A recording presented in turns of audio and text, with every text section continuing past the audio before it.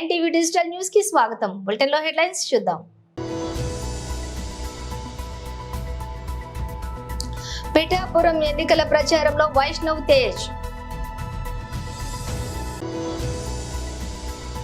నంగనూరులో మాజీ మంత్రి MLA Harish Rao road show.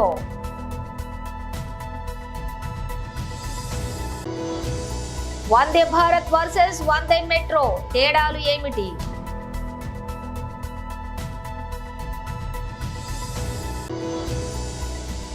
కవిత bail petition పై తీర్పు వాయిదా.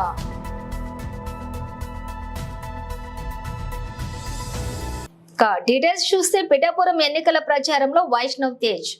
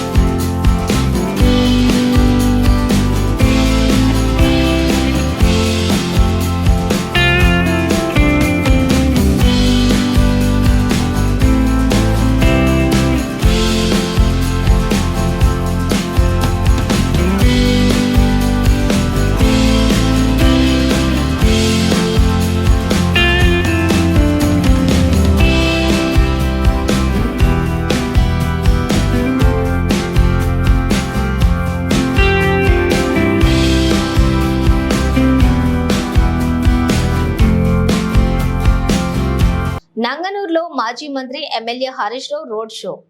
మొన్న రేవంత్ రెడ్డి ఎక్కడో మాట్లాడుతూ ఢిల్లీ నుంచి బీజేపీ వాళ్ళు ఏమిచ్చిండ్రు, గాడిద గుడ్డు ఇచ్చిండ్రు అన్నాడు. రేవంత్ రెడ్డి ఈ 4.5 నెలల్లో 5 నెలల్లో నువ్వేమిచ్చినావు గాడిద గుడ్డు తప్ప. ఢిల్లీలో గాడిద గుడ్డు ఇచ్చాడు నేను కొత్తగా నువ్వు చెప్పేదేందా? 10 ఏళ్లకెళ్ళి మేము చెప్తూనే ఉన్నాం. 10 ఏళ్లకెళ్ళి నరేంద్ర మోడీ గారి ప్రభుత్వం, బీజేపీ ప్రభుత్వం తెలంగాణకు మొండి చేయి చూపింది, గాడిద గుడ్డిచ్చిందని 10 సార్ల నుంచి మేము చెప్తానే ఉన్నాం.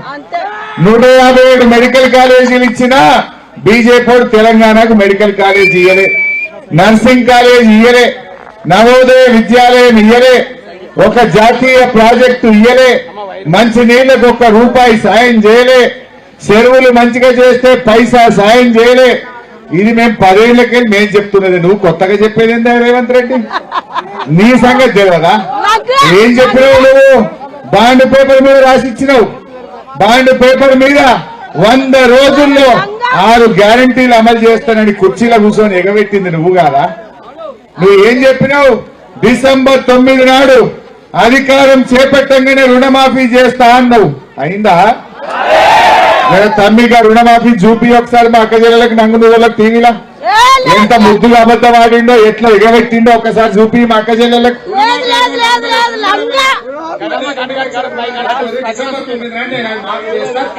రైతులందరికీ నేను విజ్ఞప్తి చేస్తున్నా, ఎమ్మడే బ్యాంకు పోయి లోన్లు తెచ్చుకోరు, వచ్చిన ఎమ్మడే నేను రుణమాఫీ చేస్తా. అయిందా చెల్లె ఎవరికన్నా?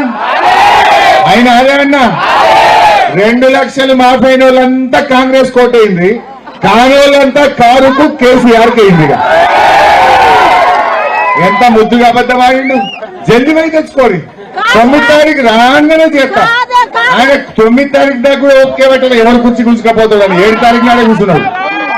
ఎప్పుడేమో 2 రోజుల ముందెక్కిండు, మాఫీ చేయమంటే జరాగంటుండు. ఇగో ఇది ఆయన సంగతి. రెండవ విషయం, రైతులకు వడ్లకు మక్కలకు 500 బోనస్ ఇస్తా అన్నాడా? ఇవాళ కళ్ళాలలో వడ్లున్నాయి, కొనే దిక్కు లేదు. 10 రోజులు 15 రోజుల నుంచి రైతులు పాపం కళ్ళాలల్లా వడ్లు కోసుకున్నారు. ఎండ బాగున్నది, వడ్లు మొత్తం గలగలైపోయినాయి, తేమ లేదు. కానీ కొనుమంటే శాతనైతుంది గవర్నమెంట్. అప్పుడేమో మేం బోనస్ ఇస్తాం 500 ఇస్తా అన్నాడు. జర చూపిరా తమ్మి, రైల్వే శాఖ ప్రవేశపెట్టిన వందే భారత్ ఎక్స్ప్రెస్ రైళ్లు సూపర్ హిట్ అయ్యాయి. ప్రధాన నగరాల మధ్య పరుగులు తీయటంలో గేమ్ చేంజర్లా మారాయి. ప్రయాణికులకు వేగవంతమైన సౌకర్యవంతమైన ప్రయాణాన్ని అందిస్తున్నాయి. వీటిలో ప్రయాణించేందుకు ప్రజలు పోటీ పడుతున్నారు. ఈ రైళ్లన్నీ ఎప్పుడూ 100% ఆక్యుపెన్సీతోనే పరుగులు తీస్తున్నాయి. ప్రస్తుతం దేశవ్యాప్తంగా 82 వందే భారత్ రైళ్లు సేవలు అందిస్తూ ఉండగా త్వరలో మరికొన్ని పట్టాలెక్కనున్నాయి. ట్రైన్ 18 పేరుతోటి 2019లో వీటిని రైల్వే శాఖ ప్రవేశపెట్టింది. వందే భారత్లు విజయవంతం కావడంతో అదే జోష్లో రైల్వే శాఖ త్వరలో వందే మెట్రో రైళ్లను ప్రవేశపెట్టనుంది. జూలైలో కొన్ని రూట్లలో ప్రయోగాత్మకంగా నడపనుంది. కలర్లో తేడా తప్ప ఇవి చూసేందుకు అచ్చం వందే భారత్లా ఉంటాయి. మరి ఆ రెండింటి మధ్య ఉన్న తేడాలేంటి? దూరం. వందే భారత్ ఎక్స్ప్రెస్లు దూర ప్రాంతాల మధ్య పరుగులు తీస్తున్నాయి. సుమారుగా 1000 కిలోమీటర్ల దూరంలోని నగరాలకు ప్రయాణిస్తున్నాయి. కానీ వందే మెట్రోలు తక్కువ దూరానికి ఉద్దేశించినవి. అంటే సుమారుగా 100 కిలోమీటర్ల నుంచి 250 కిలోమీటర్ల దూరంలోని ప్రాంతాల మధ్య షటిల్ సర్వీస్ లాగా రాకపోకలు సాగించనున్నాయి. అంటే ఇవి మినీ వందే భారత్లు అన్నమాట. సమీప పట్టణాల్లోని పనిచేసే ఉద్యోగులు, చదువుకునే విద్యార్థులకు వందే మెట్రోల వల్ల ఎక్కువగా లాభం జరగనుంటుంది. దేశంలో సబర్బన్ రైలు ప్రయాణ అనుభూతిని మెరుగుపరిచేందుకే రైల్వే శాఖ వీటిని ప్రవేశపెడుతోంది. 124 నగరాలు, పట్టణాల్లోని వందే మెట్రోలను ప్రారంభించనుంది. తెలంగాణ ఎమ్మెల్సీ కల్వకుంట్ల కవిత దాఖలు చేసుకున్న బెయిల్ పిటిషన్లపై తీర్పును కోర్టు వాయిదా వేసింది. కవిత బెయిల్ పిటిషన్లపై ఇప్పటికే వాదనలు పూర్తి కాగా గురువారం తీర్పు వెలువరించనున్నట్లుగా కోర్టు గత విచారణలో తెలిపింది. అయితే గురువారం ఉదయం మరోమారు తీర్పును వాయిదా వేసింది. ఈ పిటిషన్లపై ఈ నెల 6న తీర్పు వెలువరిస్తామని జడ్జి వెల్లడించారు. ఢిల్లీ లిక్కర్ స్కామ్ లోని ఎమ్మెల్సీ కవిత జైలు పాలైన విషయం తెలిసిందే. ప్రస్తుతం తీహార్ జైల్లో ఉన్నటువంటి కవిత తనను సిబిఐ అరెస్ట్ చేయడం పైన న్యాయ పోరాటం చేస్తున్నారు. లిక్కర్ స్కామ్ కేసులో ఎమ్మెల్సీ కవితను ఎన్ఫోర్స్మెంట్ డైరెక్టరేట్ అధికారులు మార్చి 15న అరెస్ట్ చేశారు. ఢిల్లీ నుంచి హైదరాబాద్ కు వచ్చి కవిత నివాసంలోని ఆమెను ప్రశ్నించాక సాయంత్రం అరెస్ట్ చేసి ఢిల్లీకి తీసుకుని వెళ్లారు. కోర్టు కస్టడీ విధించడంతో కవితను తీహార్ జైలుకు పంపించారు. జైల్లో ఉన్న కవితను ఇదే కేసులో ఈ నెల 11న సిబిఐ కూడా అరెస్ట్ చేసింది. కోర్టు అనుమతితోటి అధికారులు ఆమెను కస్టడీలోకి తీసుకుని విచారించారు. ఈ అరెస్టులపైన కోర్టులో కవిత పోరాడుతున్నారు. ఈడీ, సిబిఐ కేసుల్లో బెయిల్ కోరుతూ రౌస్ అవెన్యూ కోర్టులోని పిటిషన్లు దాఖలు చేశారు. 10వ తరగతి ఫలితాల్లో నారాయణ స్కూల్ విద్యార్థులు ఉత్తమ ప్రతిభను కనబరిచి విజయ ఢంకాను మోగించారని Narayana schools zone AGM Parameswararao అన్నారు. హైదరాబాద్ నారాయణగూడలోని నారాయణ హై స్కూల్లో నిర్వహించిన విజయోత్సవం కార్యక్రమంలోని ముఖ్య అతిథిగా హాజరైన జిఎం గోపాల్ రెడ్డి హాజరై ఉపాధ్యాయులను, విద్యార్థులను అభినందించారు. ఈ సందర్భంగా గోపాల్ రెడ్డి, ఏజీఎం బాలపరమేశ్వరరావులు మాట్లాడుతూ 10వ తరగతి 2023-24 ఫలితాల్లో నారాయణ విద్యా సంస్థలు విజయ దుందుబిని మోగించారు అన్నారు. నారాయణ విద్యా సంస్థలు అన్ని కూడా బ్రాంచీలలోని 1702 మంది విద్యార్థులకు గాను 10 జీపీఎస్ సాధించడం ఎంతో గర్వకారణమన్నారు. ఉత్తీర్ణులైన విద్యార్థులను ఘనంగా సన్మానించారు. ఈ కార్యక్రమంలో కోఆర్డినేటర్స్ ఆజాద్ భవానీ, నూర్, ప్రిన్సిపల్స్ సరిత కౌర్, సవిత, సత్యవాణి, శారద, శివకుమార్, నాగరాజు, వెంకటేష్, ప్రవీణ తదితరులు పాల్గొన్నారు. This won't stop here. And one more thing is, Narayana will create, because this is mostly done by Narayana. No one will come and over. And in this, today I want to thank my principal ma'am. Thank you so much, ma'am Sarita ma'am. She keep on saying my children, so that our happiness is okay, but my happiness is 1,000 times more than us. Thank you so much, ma'am. I want to thank all the faculty, all the teachers who have supported us till now. They are the reason we have achieved this. If we are students, we need to get the 10 GPAs, but we cannot do anything without we have a guidance. The teachers are the light which shows us the path to the success. And even the higher authorities like Azad sir have visited our branch many times, gave us many counselings. Balakrishnan sir has also visited. Even the principal ma'am has supported us. He gave us counseling. So I thank all the faculty for supporting us. Thank you. ఈరోజు ప్రకటించిన SSC 2023-24 ఫలితాల్లో నారాయణ విద్యా సంస్థలు విజయ దుందుబి మోగించాయి. నారాయణ అన్ని బ్రాంచెస్లో extraordinary రిజల్ట్స్తో 1702 10 GPS 10 on 10 points సాధించినందుకు చాలా ఆనందంగా ఉంది. అందులో భాగంగా నారాయణగూడ జోన్లో ఈరోజు ప్రెస్ మీట్ అరేంజ్ చేయడం జరిగింది. All branches of Narayana principals, academic deans, అలాగే కోఆర్డినేటర్స్, ఏజిఎమ్స్ అందరూ కూడా ఇక్కడ మీట్ అయి ఎవరైతే 10 GPS వచ్చినారో ఈ జోన్ మొత్తంలో వాళ్ళందరినీ సత్కరించడం జరిగింది. ఈ సందర్భంగా నారాయణ సంస్థలు not only IIT mains and JEE, రీసెంట్గా మన ఏపీ రిజల్ట్స్లో కూడా స్టేట్ ఫస్ట్ ర్యాంక్ నారాయణ విద్యా సంస్థలే సాధించాయి. ఇప్పుడు కూడా తెలంగాణ రిజల్ట్స్లో కూడా Narayana is the number 1 as far as 10th results are concern.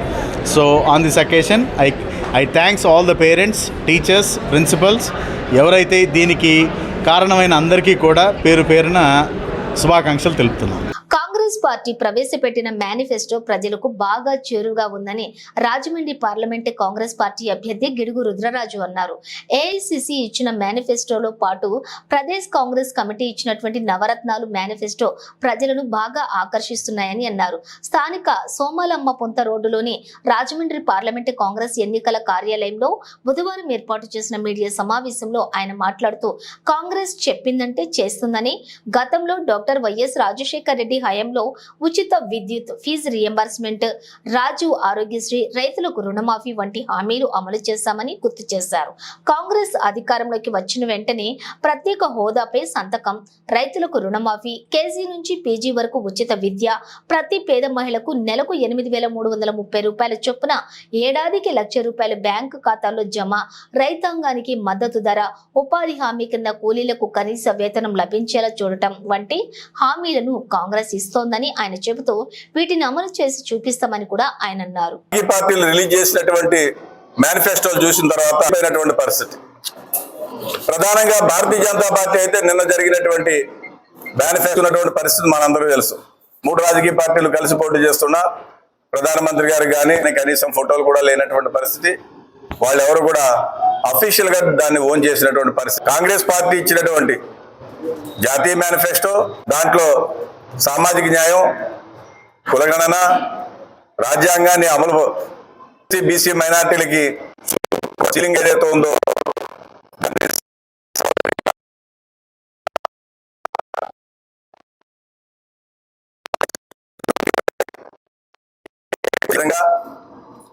కార్మికులకు సంబంధించినటువంటి చట్టాలు ఏవైతే ఉన్నాయో కార్మిక ప్రయోజనాలకి భంగం కల్పించేటువంటి కొన్ని భారతీయ జనతా పార్టీ చేసింది.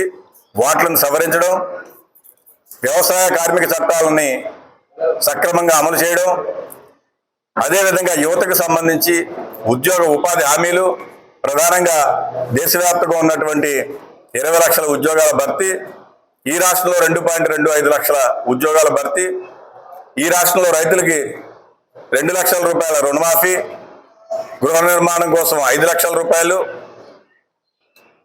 ప్రతి ఒక మహిళకి, పేద మహిళకి జాతీయ స్థాయి పార్టీ తీసుకున్నటువంటి నిర్ణయం ప్రకారం మహాలక్ష్మి పేరుతోటి ₹1,00,000 అంటే నెలకి 8,333 రూపాయలు, 12 నెలలకి ₹1,00,000, సంవత్సరానికి ₹1,00,000, 5 సంవత్సరాలకు 5 లక్షల రూపాయలు ఇచ్చేటువంటిది. అదేవిధంగా స్వామినాథన్ కమిటీ సిఫార్సుల ప్రకారం రైతులకి, రైతాంగానికి మేలైనటువంటి పంటకి గిట్టుబాటు ధర వచ్చే విధంగా చర్యలు, ఈ విధమైనటువంటి అంశాలన్నింటినీ కూడా కాంగ్రెస్ పార్టీ తీసుకుంది. ప్రధానంగా విద్య చాలా ప్రాధాన్యత సంతరించుకున్నది. కేజీ టు పీజీ ఉచిత విద్య, రాజీవ్ ఆరోగ్యశ్రీ గతంలో ఏ విధంగా ఉందో దాన్ని జాతీయ స్థాయిలో జాతీయ దాంట్లో పెట్టి దాన్ని విస్తరించడం, ఇటువంటివన్నీ కూడా తీసుకుంది. ఈ రెండు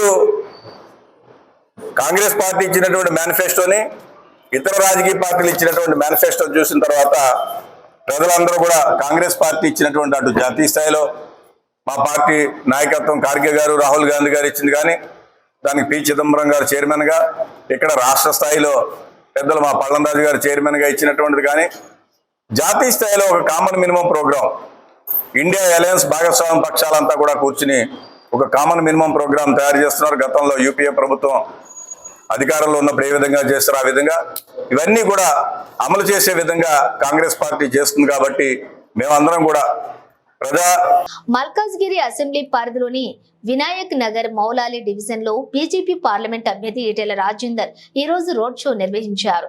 ఈ సందర్భంగా ఆయన మాట్లాడుతూ కాంగ్రెస్ బీఆర్ఎస్ పార్టీలు దొందే అని విమర్శించారు. అమలు కాని హామీలిచ్చి ప్రజలను మభ్యపెట్టి అసెంబ్లీ ఎన్నికల్లో గెలిచింది కాకుండా పార్లమెంట్ ఎన్నికల్లో కూడా అవే దొంగ హామీలిచ్చి ప్రజలను మోసం చేయడానికి ప్రయత్నిస్తున్నారని దుయ్యబట్టారు. వచ్చే ఎన్నికల్లో బీజేపీ పార్టీకి ఓటు వేసి దేశాన్ని అభివృద్ధి పదంలో నడిపించాలని ఈ సందర్భంగా ప్రజలకు విజ్ఞప్తి చేశారు. ఈ కార్యక్రమంలోని వినాయక్ నగర్ మౌలాలి బీజేపీ కార్పొరేటర్లు రాజ్యలక్ష్మి, సునీత యాదవ్, బీజేపీ నాయకులు, కార్యకర్తలు పాల్గొన్నారు. హుజరాబాద్ ఏం చేసిందో 2021లో ఇవాళ కాంగ్రెస్ పార్టీ కూడా కర్రు కాల్చి వాత పెడుతున్న విషయం మరి మర్చిపోతున్నారు. మీరు అనుకుంటున్నారు లీడర్ చెప్పగానే, లీడర్ చెప్తే ఎప్పుడు వింటారు? లీడర్ చెప్పేది ప్రజలకు ఇష్టమున్నది చెప్తే వింటారు తప్ప ప్రజలకు ఇష్టం లేని చెప్తే వింటారా?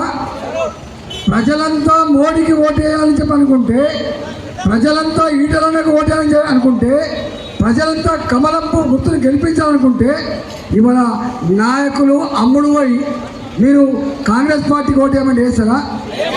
మనకు గొడవ లెక్క కనబడుతున్నామా? మనకు ఆలోచన లేదా? ఇవాళ మీరు అనుకుంటున్నారు డబ్బును నమ్ముకున్నాడు, మద్యం సీసాలు నమ్ముకున్నాడు, అధికార దుర్యోగం నమ్ముకున్నాడు, దౌర్జన్యాన్ని నమ్ముకున్నాడు. కేసీఆరే మట్ల కలిసిపోయిండు. రేవంత్ రెడ్డి కూడా గది పడుతుంది.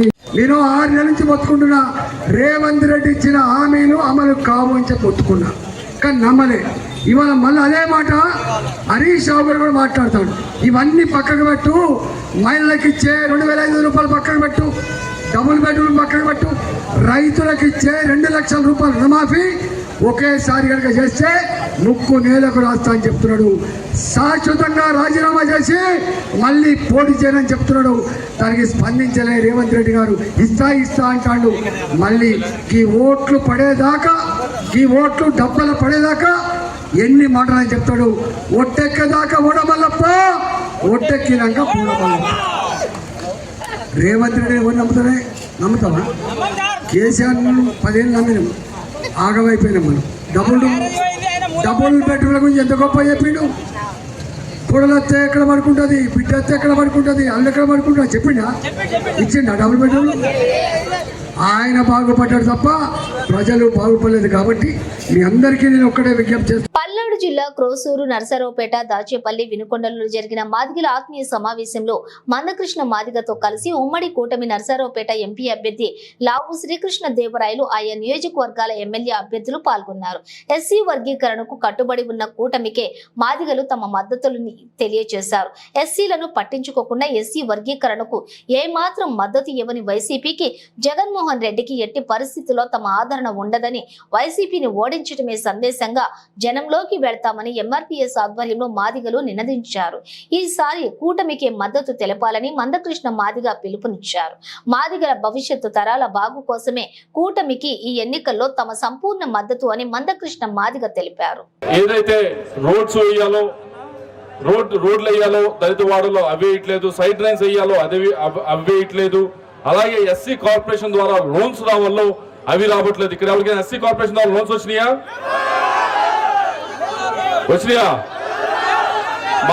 మీరు మాది కార్పొరేషన్ డైరెక్టర్ చైర్మన్ ఎప్పుడైనా చూసారా? మాది కార్పొరేషన్ చైర్మన్ ని వారికి అసలు వాళ్ళ దగ్గర నిధులు ఉన్నాయా?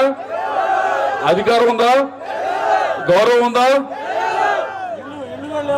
వీటన్నిటితో పాటుగా ఇల్లు కూడా చాలా మందికి రాలేదు. ఈ 5 సంవత్సరాల్లో కూడా ఇల్లు కట్టుకోవడానికి స్థలాలు ఉన్నా కానీ అప్లై చేసుకున్నా కానీ ఇల్లు కూడా ఇవ్వని పరిస్థితి ఉందని చెప్పి దళిత సోదరులందరూ కూడా చెప్తా ఉన్నారు.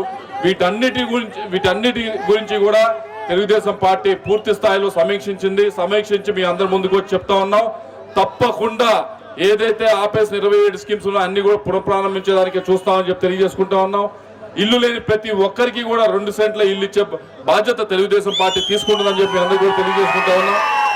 తప్పకుండా ఇచ్చే కార్యక్రమాలు చేస్తాం. పెన్షన్ ఎవరికైతే ఆగిపోయింది, ఎవరికైనా రాకుండా ఉంటే కనుక తప్పకుండా వారందరికీ కూడా అర్హులైన ప్రతి ఒక్కరికి కూడా పెన్షన్ ఇప్పించే బాధ్యత, 4,000 రూపాయల పెన్షన్ ఇప్పించే బాధ్యత తెలుగుదేశం పార్టీ తీసుకుందని చెప్పి మీ అందరూ కూడా తెలియజేసుకుంటూ, అలాగే చాలా మంది అడుగుతా ఉన్నది కమ్యూనిటీ హాల్స్ గురించి అడుగుతా ఉన్నారు. మా ఊర్లో కమ్యూనిటీ హాల్ కావాలని చెప్పి ఇప్పటికే నేను చెప్పడం జరిగింది. ఎంపీ ఫండ్ నుంచి 50 కమ్యూనిటీ హాల్స్ వచ్చే 5 సంవత్సరాల్లో పార్లమెంట్ మొత్తం ఇస్తా అని చెప్పి మేము చెప్పడం జరిగింది. తప్పకుండా 50 కమ్యూనిటీ హాల్స్ మన పార్లమెంట్ లో ఇచ్చే బాధ్యత నాది అని చెప్పి మీ అందరూ కూడా తెలియజేసుకుంటా ఉన్నాం. అలాగే జగజీవన్ రామ్ గారిది ఏదైతే బిల్డింగ్ ఒకటి అడిగారు నర్సాపేటలో, తప్పకుండా అది కూడా శాంక్షన్ చేస్తామని తెలియజేసుకుంటా ఉన్నా. అలాగే ఏదైతే లెదర్ పార్క్ ఒకటి అడగటం జరిగింది. లెదర్ పార్క్ ఉంది దాచేపల్లిలో, దాన్ని పునఃప్రారంభించడం చెప్పడం జరిగింది. తప్పకుండా అది పునఃప్రారంభిస్తాం. దాంట్లో కొద్దిగా మీకు ఉద్యోగాలు, దాంట్లో కొన్ని వ్యాపారాలు చేయడానికి కూడా అన్ని సహాయ సహకారాలు అందిస్తామని చెప్పి మీ అందరూ కూడా తెలియజేసుకుంటూ, చివరిగా చెప్పేది ఒకటే, మీ అందరూ కూడా ఇక్కడ పెద్ద ఎత్తున ఎంతో ఉత్సాహంగా వచ్చారు. కొద్దిగా లేట్ అయింది తెలుసు, అయినా కూడా మీ అందరూ ఉత్సాహం ఏమాత్రం తగ్గలేదు. ఒకటే కోరేది, జీవి గారిని ఈసారి ఎలక్షన్ లో మంచి మెజారిటీతో గెలిపియాలని చెప్పి మిమ్మల్ని అందరూ కోరుతా ఉన్నాను. ఆయన పనిచేసే మనిషి, అన్ని సమయాల్లో కూడా మీకు అందుబాటులో ఉండే మనిషి. వీటన్నిటికంటే ముఖ్యం మిమ్మల్ని గౌరవంగా చూసుకునే.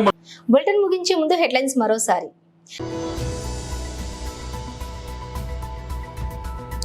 పిఠాపురం ఎన్నికల ప్రచారంలో వైష్ణవ్ తేజ్. నంగనూరులో మాజీ మంత్రి MLA Harish Rao road show.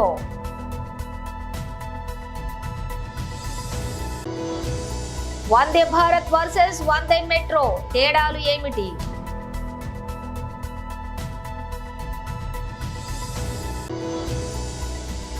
కవిత బెయిల్ పిటిషన్ పై తీర్పు వాయిదా.